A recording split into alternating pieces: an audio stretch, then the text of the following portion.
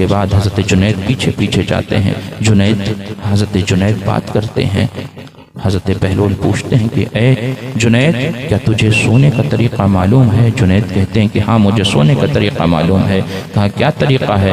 کہا کہ میں عشاء کی نماز ادا کرتا ہوں، نماز کے بعد اوراد و وظائف کو پڑھتا ہوں، اس کے بعد بزرگوں کے بتائے ہوئے طریقے پہ سوتا ہوں. حضرت بہلول کہتے ہیں کہ جسے سونے کا طریقہ نہیں معلوم اس سے میں کیا گفتگو کروں؟ اس کے بعد بہلول دانا پوچھتے ہیں کہ اے جنید کیا تجھے گفتگو کا طریقہ معلوم ہے؟ حضرت جنید کہتے ہیں کہ ہاں گفتگو کا طریقہ معلوم ہے کہ جب بھی بات کرتا ہوں اللہ اس کے رسول کی رضا کے لیے کرتا ہوں، اس کے سوا کوئی بات نہیں کرتا ہوں، دنیا کی کوئی بات نہیں کرتا ہوں. حضرت بہلول کہتے ہیں تجھے تو گفتگو کرنے کا بھی طریقہ نہیں معلوم. حضرت جنید عرض کرتے ہیں کہ حضور آپ بتائیں. حضرت بہلول کہتے ہیں کہ اے جنید تم نے جو کچھ کھانے کے تعلق سے تم نے جو کچھ بیان کیا کہ کھانے سے پہلے بعد میں ہاتھ دھوتا ہوں، کھانے کے شروع میں بسم اللہ کرتا ہوں، کھانا کنارے سے کھاتا ہوں، کسی کے ہاتھ کی طرف نظریں نہیں کرتا.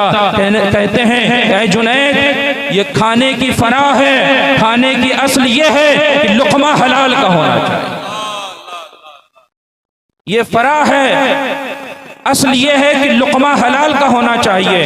اے جنید تو 100 فرائض ادا کر لے لیکن اگر اس کی اصل درست نہیں ہے تو تیرا سارے جتنی بھی تو نے فرائض ادا کی ہے وہ سب بیکار ہے.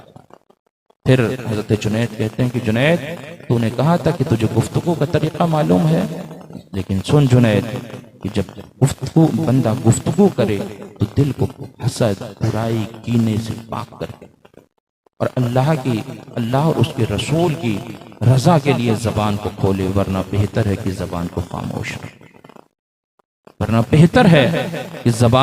خاموش رکھے. اور پھر کہا تھا کہ اے جنید تو نے سونے کا طریقہ بتایا تھا کہ عشاء کے بعد اوراد و وظائف پڑھتا ہوں، اس کے بعد بزرگوں کے طریقے پہ سوتا ہوں. تو سن جنید سوتے تو سب ہیں لیکن اصل سونا اسی کا ہوتا ہے جو اپنے دشمنوں کو معاف کر کے سوتا ہے، تو ہمیں ان باتوں سے سیکھنا چاہیے کہ ہمیں کس طریقے سے زندگی گزارنی ہے.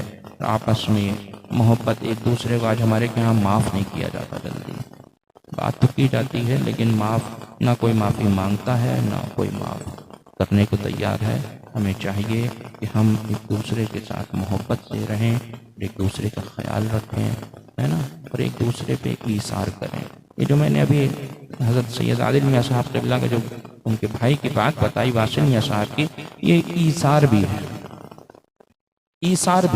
قرآن میں ہے وَيُؤْثِرُونَ عَلَىٰ أَنفُسِهِمْ وَلَوْ كَانَ بِهِمْ خَصَاصَةٌ، وہ جو دوسروں پہ ایثار کرتے ہیں حالانکہ انہیں